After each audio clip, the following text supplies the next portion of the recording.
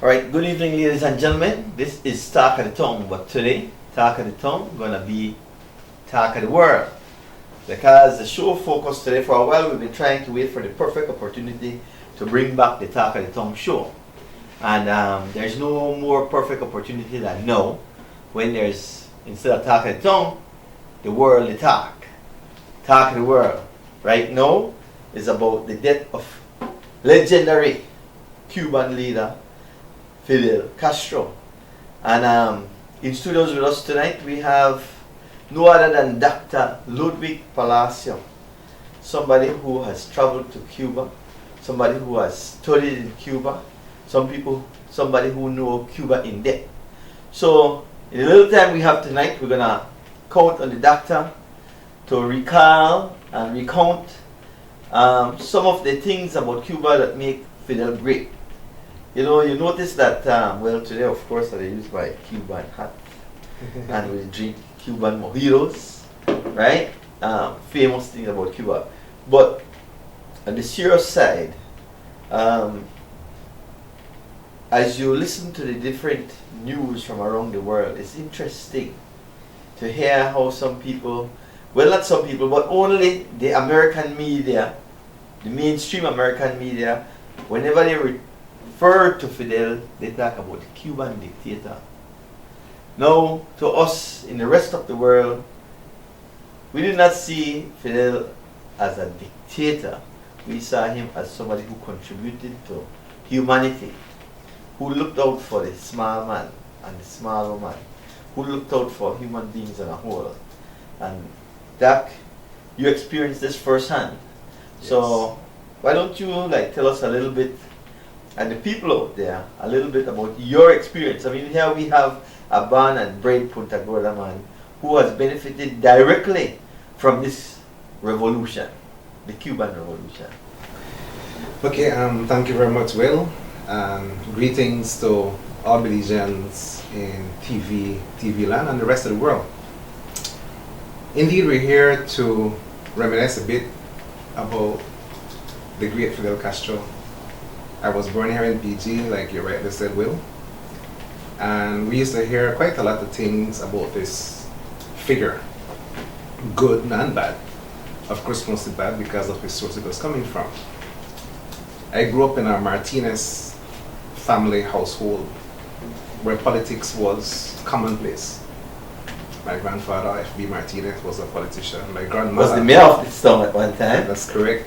My grandmother, Victoria Barcelona Martinez, was also quite active with the NIP back in those days, and a very close associate with the late Philip Goldston.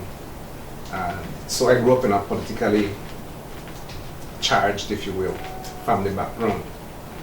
So politics was a very common discussion. Fidel Castro name came up, but it was almost in a sort of romantic fashion, you know, somebody who could do almost impossible things and dangerous things and survive. Of course, he's closely associated with the late Che Guevara as well, who was also quite a romantic figure. But in the serious side, as to what they were doing, it would take me a few more years when I moved to Belmopan in the 70s and subsequently to Cuba in the early 80s. Okay, you mentioned Che Guevara. Like yourself, I've been to Cuba myself, and almost everywhere you go in Cuba, you see the picture of Che. Just for background, give us a little bit about Che, then we move into Fidel. Okay, Che was in Guatemala, I think around the time of Arbenz. He was an Argentine, that's the reason why he was given the nickname Che. If it were any other person from Argentina at that same time, the name would have still been Che, because that's what they call the people from Argentina. Oh. And Che believed in fighting oppression wherever it exists.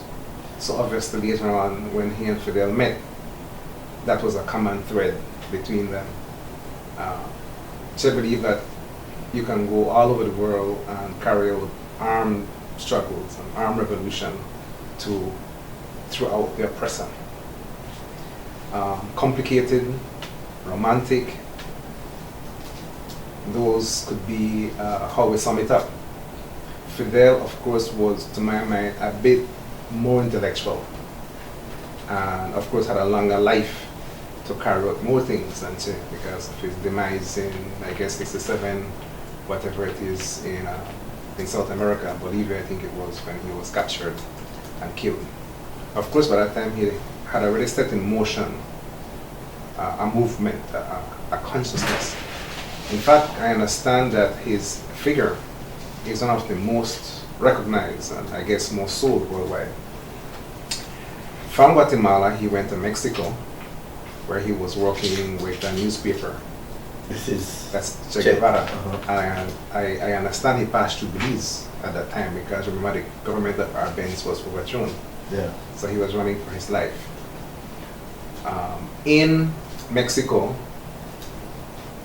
Fidel and his men were practicing, training to go back to Cuba to overthrow the then President Fulgencio Batista. Okay, no. So the meeting took place in Mexico. Yeah, so tell us, so was the Mexican government supporting, or was this like a guerrilla move? I'm not certain to what extent, because the Mexican government was aware that these guys were on Mexican soil. I know subsequently Fidel begged pardon to the Mexican people if he had broken any law while he was there. So I want to think that even if they knew, they quietly acquiesced, they quietly agreed to hosting them. So Fidel Castro actually was training in Mexico to overthrow the Batista government. That's correct, and that's why they purchased the famous yacht called the Granma and traveled from Veracruz to Havana sometime around, was it 1956, if I remember correctly? That was the time. And so you know how many of them were on the yacht? 82 of them were on that yacht.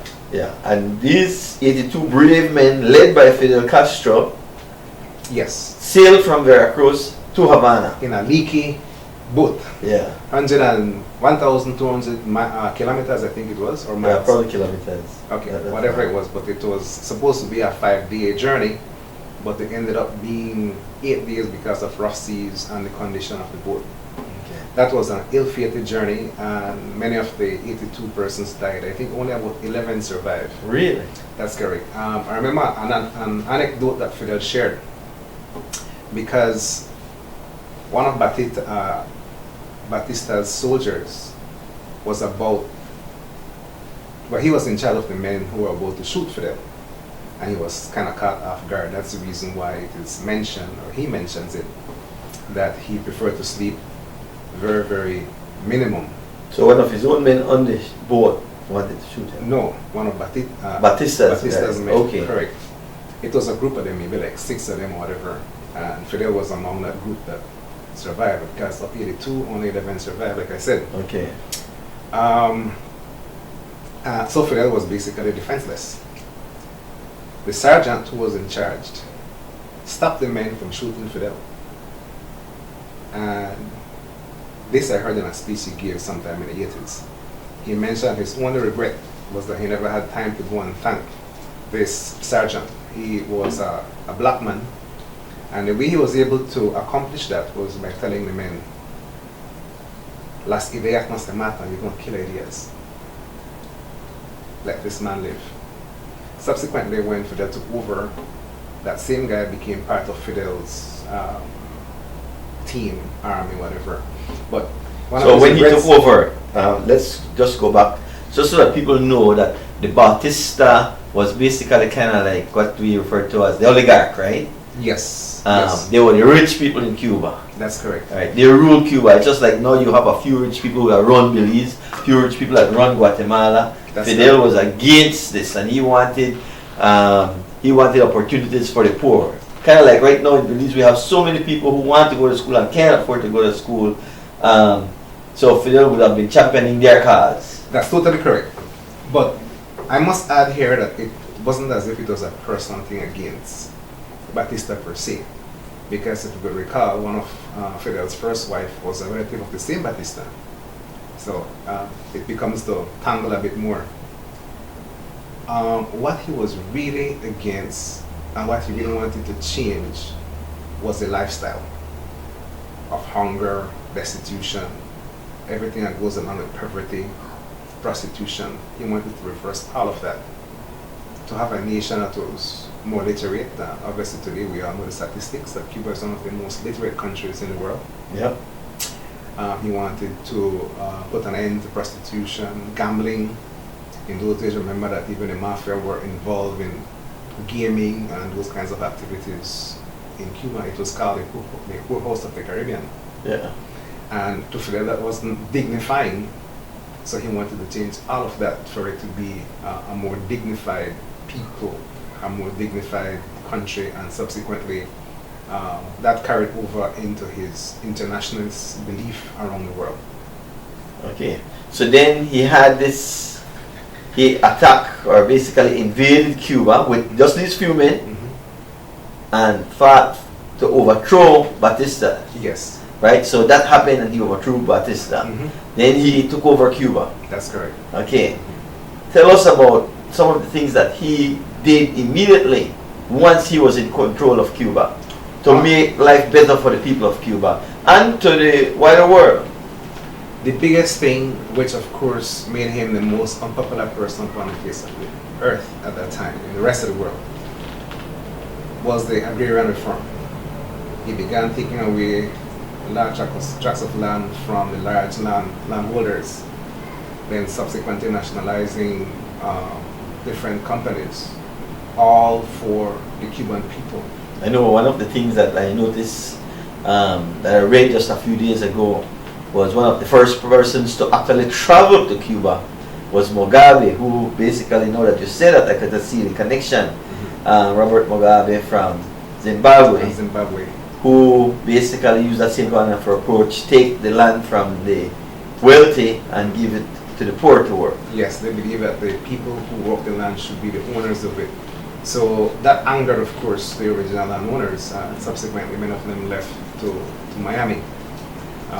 The way it is seen by the Cuban people, and of course by Fidel, is that they were getting rid of the oppressors. So those are the ones that left first from Cuba. Of course, we all know that it's a fact that many of the Cubans left subsequently in search of a better life in the U.S. That's also a fact. All right. Now, education. Let's go to how Belize fits into all this. Good. Because I know that Fidel was one of the first, or Cuba was one of the first countries that supported Belize's independence. Not only that, it was also the first, and I think this was admitted very recently by Said Musa. Of course, it was known before he mentioned it a couple of years ago, but when he gave his reflections about Fidel, he mentioned that one of the few countries that was ready to put troops on the ground should the Guatemalans invade. Oh yeah. Belize. It was Cuba. Yeah. Even the US initially voted against Belize's independence. We have to also remember that. And subsequently, he, I think, spoke to, what's the name of the president of Panama at that time, Omar Torrijos. Omar, yeah. They were all friends. And so that circle of friends and presidents and leaders of country began championing the cause for Belize's independence. One of the persons behind that same movement, of course, besides George Price, who was the prime minister at the time, or premier, was it premier? Premier. The prime minister was after independence, yeah. Right? Assad Schuman, of course, a very good friend of mine. If he's listening, hi Assad. Of course, Said Musa. Those were two of the men that, of course, there are others. That built the linkages. Yes, but they built the deep connection between Belize and Cuba. Right, they call it internationalization of the Belizean independence cause or movement. So it will go down in history that they did their part. Yeah. So of course Fidel cannot be forgotten for agreeing and supporting and fighting, championing Belize's cause. That's a debt of gratitude, if nothing else, that we are supposed to recognize him for. Okay, let's take a break, and then when we come back, we'll talk about how Fidel spread his influence outside of Cuba. Sure.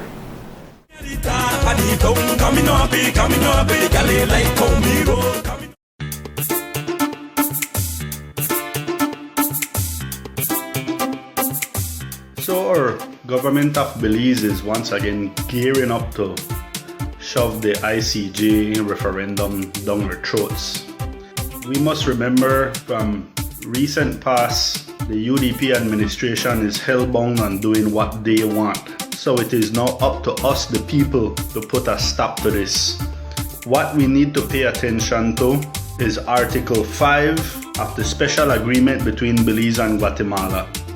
This article states that a bi-national commission will be formed to carry out the demarcation of the boundaries between Belize and Guatemala in accordance with the decision of the court. Any Belizean, patriotic Belizean in their right mind would have never agreed to this. They would have agreed to only financial compensation in the case that Belize loses at the ICJ. So we need to make that stick in our heads. The next article in the special agreement between Belize and Guatemala that all Belizeans should pay attention to is Article 7, Section 3. This is the question that will be asked during the referendum. Do you agree that any legal claim of Guatemala against Belize relating to land and insular territories and any maritime areas pertaining to these territories should be submitted to the ICJ for final settlement, and that it determine finally the boundaries of the respective territories and areas of the parties, meaning Belize and Guatemala? Again, any patriotic Belizean in their right mind would have never agreed to that question. That question should have stated clearly that if we lose, we will only compensate Guatemala financially and not with territory. This right here, my fellow Belizeans, show that the people who signed this agreement that was not consulted with the people of Belize, it shows that these people signed an agreement that they didn't understand, they didn't care about, or they are part of getting Belize into Guatemalan hands, getting half of this country into Guatemalan hands. Why? With anything that happens in this world, money is a powerful tool. Belize is a very rich country. We have a lot of resources that Guatemala wants, and the corporations that own Guatemala wants those resources. Now, are we going to trust these same exact people to go to ICJ and argue our case? Are we going to trust these same people to have our best interests at heart? It's not gonna happen, Belizeans. We must vote no. I'm calling on all the young people, all the Belizeans who are not registered or who are registered to vote but don't participate in voting to please pay close attention. And when this referendum is being rammed down our throats, let's come out in droves and vote no to the ICJ.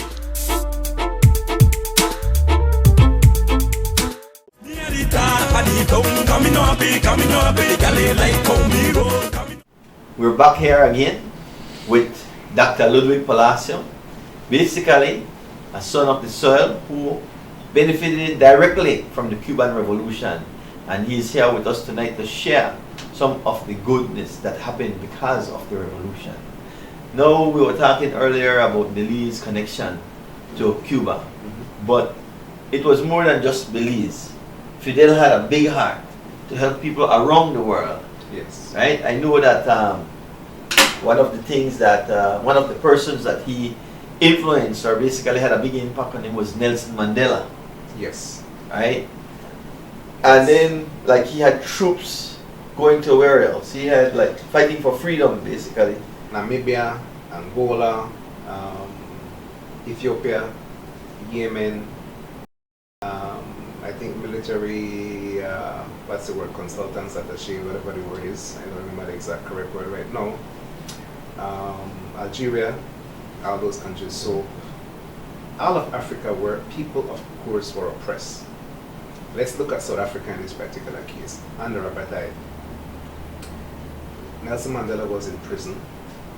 There was a military arm called the Umkhonto we Sizwe. And when that arm became active, it was the beginning of a dynamic change. Because here we had people who were oppressed under a racist South African regime, under apartheid, live in different areas. Black people were subservient. And Mandela said, no, we have to have equality and freedom for all. So Fidel was moved by that, and he would have been moved if it were anybody else for that matter. It happened to have been Mandela, and those ties began to form and formalized. And he didn't just walk the walk, he actually put troops on the ground.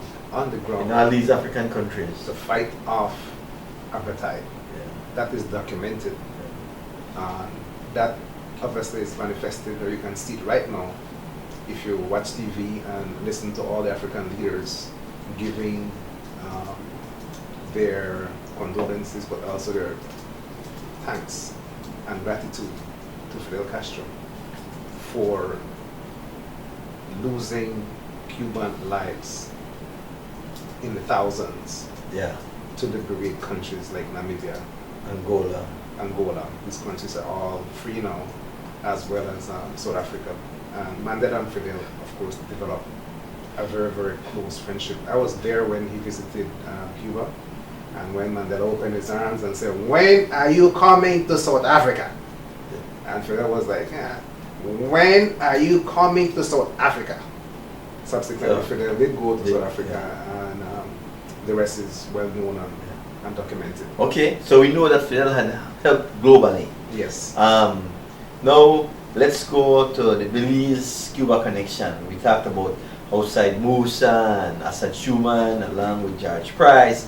They were the ones that really made that happen. Yes.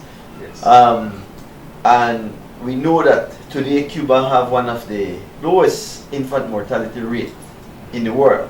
And the literacy rate, well, I doubt any country, even the Western countries, could match Cuba right now, right? That's totally correct. Yeah. So tell us what you think drive him to really focus on educating people. Most of the countries of the world, when you look at it, it's not about the volume of natural resources that they have. Because beside beautiful beaches, Cuba doesn't have quite a lot of natural resources in comparison to, say, Belize. Yeah. We should be very rich in our own building. Belize is supposed to be extremely That'll be another show. Gotta be another show. What Fidel realized very quickly is the need to invest in the human capital, in the minds of his people. And that's precisely where his energies were focused. And as a result, he shared that with Belizeans. So subsequently, that was shared also. Yeah. Many Belizeans, including yourself. Yes. Interestingly, I was going to be what one of the officers at the police training academy told me. I was going to be the baton of honor, and I was heading to be an elite policeman. That was the guy's choice of words. Then, of course, the scholarship came up for me to go to Cuba. In fact, I'll give you a very short story. Because I had to go and see Syed Musa at that particular time. I was 20 years old, and he was at the Balmapan football field. He had, I think, 2 bodyguards along with him. And somebody told me that that's the man you have to go and talk to, Minister of Education, Syed Musa. He had bodyguard as a Minister of Education? Well, there were 2 guys along with him. I think they were I think they were policemen or whoever they were. Okay. I know he was education and sports, so I feel maybe not bodyguards, but they were there along with him. Yeah. Security, whatever. And I said I'm going to talk to this guy, but I don't know what to tell him just right now. So when I get in front of him, I will have to figure out my way. So I went to him, and big smile on my face, of course. He motioned to his security guys to leave a little bit. They did. So it was just him and I. And I said, sir, I understand you are the man I need to see if I should get a scholarship to Cuba, which I really want. And I know you can help me. Those are my words. Looked at me, and came close, a bit closer to me. He said, ¿Habla español? Do you speak Spanish? And my response was instant. Por supuesto, señor. And he smiled because he didn't continue in Spanish. He gave me a few names which I won't disclose at this particular point in time. Maybe at another show I will, because now it's all, it's no longer a secret. But at that time it was extremely important for us to maintain that level of secrecy. Then of course I met Asad Schumann, who I had known earlier, so I consider him to be one of my mentors and very close friend. You know that already. Yeah. So, And then you went to Cuba. yes, but Along even with the process, other Belizeans. yeah, it was 11 more Belizeans. Mhm. So that's 12 of us. Had to secretly leave Belize. Secretly leave Secretly Belize? leave Belize. Secretly have meetings in Belize. The 11 Remember, from the 12 we were- Belizeans. Yes, we were in the heights But of the you Cold were, War. but Said Musa was in government. Yes, but remember the Cold War was on. And although the government... That was between America and Russia. Right. And the impact was felt here in Belize. Of course. Yeah. So the government could not have been seen as being a party to this scholarship thing. So it was done kind of clandestinely within the system. All right. If So you work around that, and Cuba agreed, because some people say, I give you something and you know I make nobody know that I give it to you in a way because In a way. of the Americans. Yes, correct. You know. That's correct. So they were humble enough to do that for the benefit of Belizeans. Exactly, and with no interest in coming here, you know, whenever we have these AIDS program and grants program, there's always a catch. There's something that they want in return. Yeah. In the case of Cuba, they have not come for any tracker land. Yeah. Their help was Come for no unconditional. kind. It was totally unconditional. Yeah. But I think it's Even important- today, I want to take this opportunity to big up my friend Dr. Kus, who recently graduated from Cuba with a medical degree and is now a doctor at the KHMH. Very good. So back to the process, because I think it's important so we understand what a Cold War is, what influence it had on Belize, the need for us to maintain this absolute secrecy. We were told what to say whenever we get to the border, for example. We were not to say anything about Cuba, obviously. We were supposed to mention things. Which border? That's the Mexican border. Okay. So if they say, okay, Will, it's your turn, Will would say, all right, I'm going to Playa del Carmen. And let's say it's Maca's turn, he would say, well, I'm going to Bacalar. Okay, okay. Places where Belizeans frequent a lot. Okay. Then it was my turn. I can never forget it. So the guy looked at me and said, and where you going? So I said, I guess I must have said Chetumal or something like that, because that's what we were told to say. He was like a Garifuna officer, and Barranco Roots. He looked at me and he smiled, took my passport and said, I know exactly where you're going, boss. What the hell? Boom. Stop my passport and off your way. So, That's Cuba. yeah, he So knew. many years you spent in Cuba. He knew I was going to Cuba beforehand. Yeah. So again, the counterintelligence obviously was awake, so they knew exactly. But people are dynamic, and he being a fellow Garifuna, I guess, would not have rocked the boat or rocked my chance at that particular time, because if he wanted to, he could have put the pressure, and it would have been much more difficult. Long story short, that didn't happen, and we all went to Mexico. So Belizeans who have been educated, you yourself, you are a vet. Yes. And then in what areas did what other areas are Belizeans educated going to Cuba? I know you have medical Yes. doctor, vet. Yes, you have all sorts of careers, information technology. When I got there, it was 1983. Wow, Belize was just 2 years old. 2 years old, and people like Francis Smith, Norman Smith, Margaret Barrow Smith, And those are Cuban educated? Armando Cowo, those are all Cuban trained. They were there ahead of me. So they would have arrived in Cuba either the 82 or 81. So this was the beginning of the Belizean students in Cuba. Also, it was in the 80s that Belizeans Yes. started going to Cuba. I think that there might have been none in 82, and most of the others who were there were in 81, skip 82 if I'm not mistaken, and 83, this 11 influx. That would have been the biggest group. Of that 11, one stayed in Mexico, and a lot of questions as to what was his role. People speculated that he was an informer. But in Mexico, he disappeared totally off the radar. And so by the time we arrived in Cuba, it was 11 instead of 12, because it really makes it 12. So when we arrived in Havana, I could remember the exact figure 11 because they used to refer to Belize collective as Belize Once. Of that group, I am the only one that remained to the last. Serious? Yes. Everybody else quit. And pay their own way to come back. Things were rough over there. It was rough. We were at a quarantine facility. We had to make some long lines, and the Belizeans said, we have to go back en masse. So I told him that I have no interest in going back without my degree, because my dad, who I had met in Benke just before the trip, his last words to me were, go and excel. Don't come back until you have a degree. And also I never So had 11 people gotta come back. 10 come back. Yes, I never had the monetary means as well to do what they did. So they could have paid their way back. I couldn't. Alright? And that wasn't It'll be remotely. interesting to know the 11 what they are doing today. It's But now another show. it's another show. We want to know about how Cuba generosity has helped the world to become a better place. Yes, Let's get correct. some of those just in the interest of time. Alright. So the people who were there studied, of course, medicine. The majority studied human medicine. Yeah.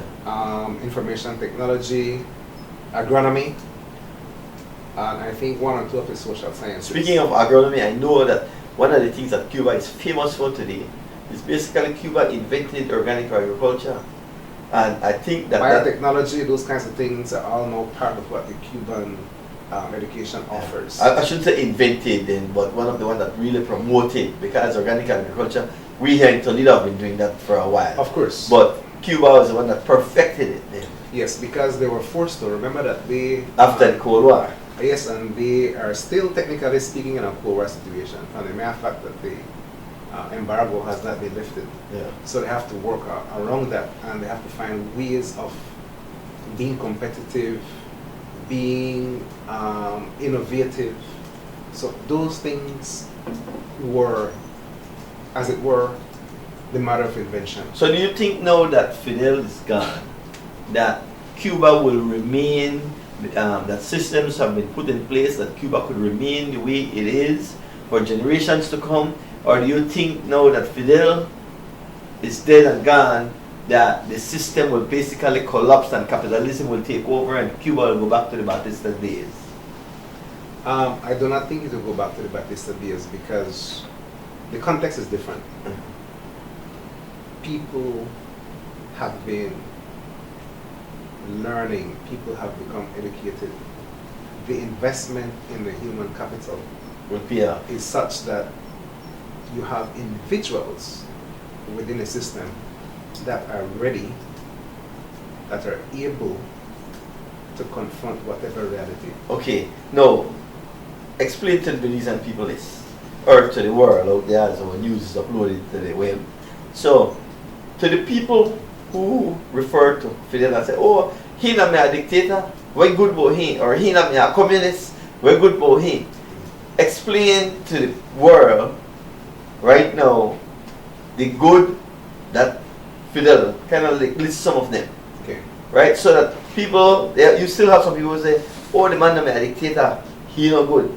The man that made this, he no good. And I always like go back to somebody and anything, and I say, look, you could say the man no good, and then you could look at the people that you call good, and you say, you look at the United States, right, who is supposed to have a big democracy, modern democracy, a real democracy, yet their infant mortality rate within a couple miles of the White House is so high compared to Cuba. So, I mean, like, you know, so even though the man was a dictator, there was so much good that came, much more so than these, the areas that have so-called true democracy. Okay, I think you have to look at what he stood for, what he fought for, what he achieved. If we go back before 1959, like I mentioned earlier, there was rampant prostitution, gambling, homelessness. Rich versus poor. Rich versus poor, and the rich was always the minority. So he did not believe that the rich should be living off people who are homeless, people who don't have shoes to wear, which were the masses. That was the majority of the people. Those were the people that he identified himself with. Those are the people that he fought for. Those are the people that he educated. And like I said, we all know that he took not only within Cuba for the benefit of the majority of the Cuban people, but also on the international arena where lives were lost for the cause of freedom for many of our African brothers and sisters in South Africa, Namibia, Angola, Ethiopia, these countries. So I think that human sacrifice, I don't have to be the person to mention it, is well documented, and those people who have benefited can all speak for themselves. In my own case, in a situation like this where Fidel is now demised, it is my duty, I believe, to also offer words of condolences and gratitude to the Cuban people for what they have shared with me, the little that they have. They share with so many people, including myself, and I am thankful, as well as on the behalf of my entire family, because of the 7 of us, 5 of us were educated in Cuba. Serious? We have, I guess, the highest ratio up to now. Yeah. So only the eldest and the youngest did not go. 5 he went to the US, and the rest of us all studied in Cuba, engineers in agronomy, psychology, myself in veterinary science. So I do not know if we could have gotten it otherwise, but since we've gotten it from the Cuban government, we, of course, as a family, we are extremely thankful for having attained, for having shared that experience in Cuba. Palacios, man, thank you very much for coming and sharing. I did not know that. 5 out of the 7 Palacios brothers and sisters went to study in Cuba. So, of course, you know, very grateful for the opportunity. Thank you for coming in and sharing with us. And I say to, and I join you in, you know, sending my condolences to the Cuban people, and thank them for all that Fidel and the Cuban people have offered and done for Belize. With that, ladies and gentlemen, this comes to the conclusion of our Talk of the Tongue talk show, which today is the Talk of the World talk show, because the world has been talking about the death of Fidel Castro. Good night. Good night. Thank you.